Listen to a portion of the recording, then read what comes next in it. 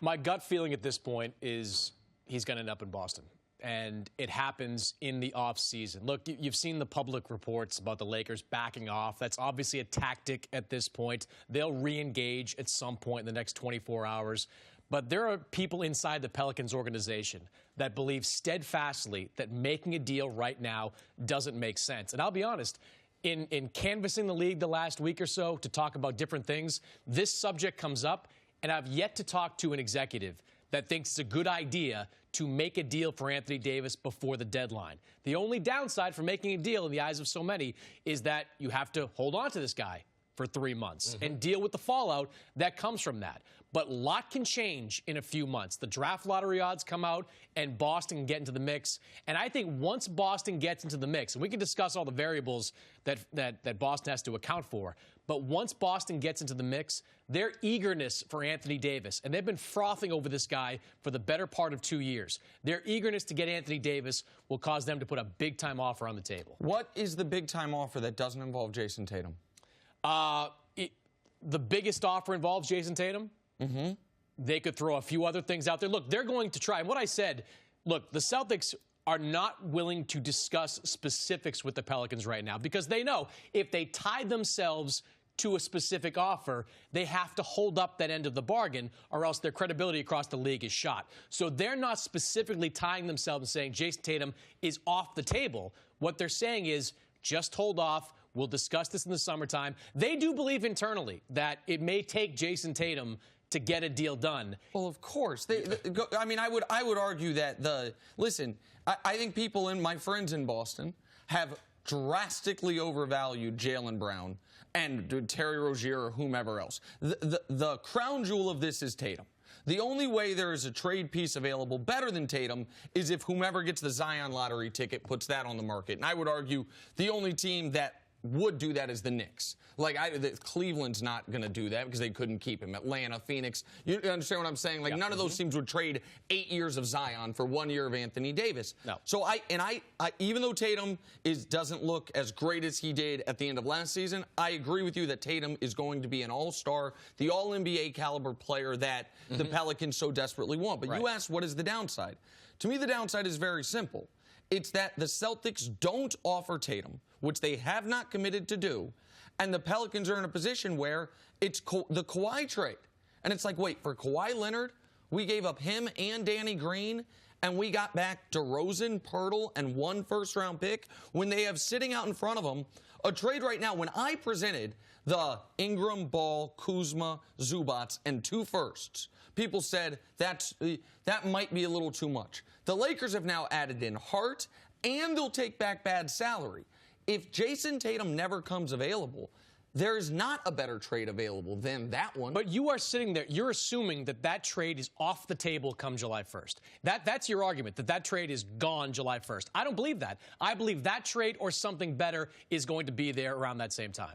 So I guess you're right that I am and if the Pelicans don't make the move, what they're saying is we think no matter what the Lakers say, that what you offer at 2:55 p.m. tomorrow is going to be the same thing you start with in July. But if Kyrie is left and Tatum's not out there, the Lakers won't have to make as big of an offer. Okay, let's say all that does happen. You think Anthony Davis is going to stay in Boston? I think if Kyrie Irving is staying, then Anthony Davis will stay. Okay, and I know we're going to talk more about the Boston angle with you later because the Kyrie stuff is a real tenuous situation, I think is fair to say, and that's something you've reported on. A lot of people have reported on. But there is a reason that people don't like there's a reason that Anthony Davis released his trade demand when he did, right? It was a signal to everyone, I want to go to the Lakers, and that will naturally cool the market league-wide. You can say that was unfair to the Pelicans. You can say they shouldn't have done that, but they did it. There's a reason he also included 3 new teams on the list, none of which are going to be in the market for him. The Clippers are clearly going after cap space. We saw that even more with the trade last night. The Bucks do not have the asset side from Giannis. 0% they would ever trade Giannis. And the Knicks already tried to trade him, Kristaps, and they said, we're not interested. And unless they win the lottery with Zion, that's the only way they can get back in the business. And so I feel like, you know Danny Ainge, is another one of the reasons that he's saying wait, is because even if they don't get Anthony Davis, he would rather the Lakers not get him right now. He'd rather LeBron not get him right now. And he'd rather, and GMs across the league would rather this increased power of the superstar player be halted a bit. Isn't it in his interest for some other team to draw a line in the sand and say, our superstar players under contract are not holding us hostage? Isn't it in a lot of teams' interest for the Pelicans to hold the line with Anthony Davis, even if it's not necessarily in their interest because of the precedent? I think it's in a lot of teams' interest. I don't think it crosses the mind of Danny Ainge. I just don't think he thinks like that. I think he's so singularly focused on his own team and how to make that team the best team they could possibly be that he's not worried about a precedent that might be set by dealing Anthony Davis. And look, even if they don't put Jason Tatum on the table, they can still make an offer that would be competitive with the Lakers. What is it? First of all, the draft pick situation is entirely different. I heard you just an hour ago singing a song about that Miami Heat draft pick and how valuable it's going to be. What's a more valuable draft pick? The Miami Heat's draft pick in 2021 or potentially an unprotected Memphis pick in 2 years? In the same year, 2021. Same year. It was What's more valuable? Miami or Memphis? I'd say it's a coin flip. Oh, no. Miami doesn't lose. Miami plays to win every single season. Memphis can't win. Like, that's this apples and oranges. Okay, all right. So you think the Memphis, you know what, fair enough. If you want to say Memphis is more likely to be awful in 2 years than Miami. Okay, so there's that. Okay, there's the Memphis pick. There's the Sacramento pick. If the Kings don't make the playoffs this year, that could be a lottery pick, probably on the higher side, but a lottery pick. And then the Celtics can throw in some of their own picks down the line. The Lakers right now are really only offering their own picks. And how valuable are those Laker picks going to be if you move Anthony Davis onto the Lakers? Granted, 6 years from now, if some of those picks are pushed back, that could be a valuable asset. But right now, the Celtics draft picks are not just better than what the Lakers can offer. They're significantly better what the Lakers can offer. Yeah, regardless of all this, though, I just don't see Anthony Davis signing. So Danny Ainge, he's not going to reign. Let me ask you this. This I don't really get. And I've tried to stay like not, people accuse me of too harsh on this. But like, Anthony Davis and his agent, Rich Paul, comes out. The first thing Rich Paul says, Anthony Davis wants to go to a place where he can consistently win and get championships. Yeah. Why is Boston not the place you would want to be? You can't objectively say, and I know LeBron's a great player, but you can't objectively say that going to the Lakers presents Anthony Davis with a better chance of winning championships over the next 5 years than to a Kyrie Irving-led Celtics team. We can, again, debate that. Some of these things that athletes say are window dressing. Okay. Because they really can't say what they want. But he said it on three times. Okay, just hold on. Okay. I'll let you talk. I'll let you run the segment. All right? I know you. You said you were going to do that. I know they hired you at Sports Illustrated, but I didn't. Okay? So settle down. All right? Now, his dad. I didn't have a father in my life, but I've had people that had an influence in my life. His dad said he didn't like what happened to Isaiah Thomas. Now, when that happened to Isaiah Thomas, we thought it was going to have a ripple effect. Now, not an immediate ripple effect, but people didn't like to see. And did Boston do the right thing basketball-wise? Yes, they did. But what happened to IT, and as far as his career and everything went, they did the right thing. But people saw it, and the optics just weren't good. His dad said that, and Clutch Sports don't want him in Boston. No, they do not. Okay, so those things... Sorry. So those things are real.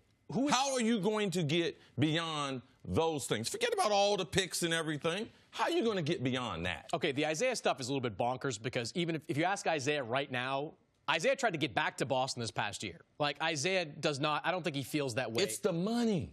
It's the money. He didn't get the money. It's not personal. It's Isaiah had an opportunity. He didn't get the money, and everyone else saw that. So do you want to play for a team that will just, like, hand out Kobe Bryant type of contracts? Like these golden parachutes? You know what? So that's the thing that is the perfect example. What the Lakers did with Kobe was, objectively speaking, in real time, a bad decision for that year and the next year and the year after Laker team. And it was a very good decision for further burnishing the Lakers' reputation as a team that takes care of its players. You think? What the Celtics did with Isaiah Thomas was absolutely unequivocally a good basketball decision for that year, the next year, and maybe years moving forward if they keep Kyrie. It was a bad decision as far as the way the organization would be looked at by certain players and people close to certain players. Those things both can be true, but you painted the picture as to why would Anthony Davis not want to be in Boston. I don't know, but he doesn't. Like, the thing is, it don't matter. Like, even if logically. And like, we don't even know if Kyrie wants to be in Boston. He's been there. Okay, but you guys haven't won him over. This week. Is that true or not? What? The Boston has not won Kyrie over. We don't know until July 1st. I don't know. But you said Anthony Davis doesn't want to be in Boston. He doesn't want to. First, it was the Lakers. He only wanted to be there. But then it's Milwaukee. He wants to be there. And the Clippers and the Knicks. What's next on the list? Who else? Does he want to go to Miami? I don't know, but there's 30 teams, and right now it sure seems like the 30th is Boston. Let's wait and see. That's what I know. Let's wait and see. Thanks for watching. Subscribe here to get the latest from the show. Also, be sure to check out more of the best clips from First Things First, or go watch a few segments from our other shows on FS1.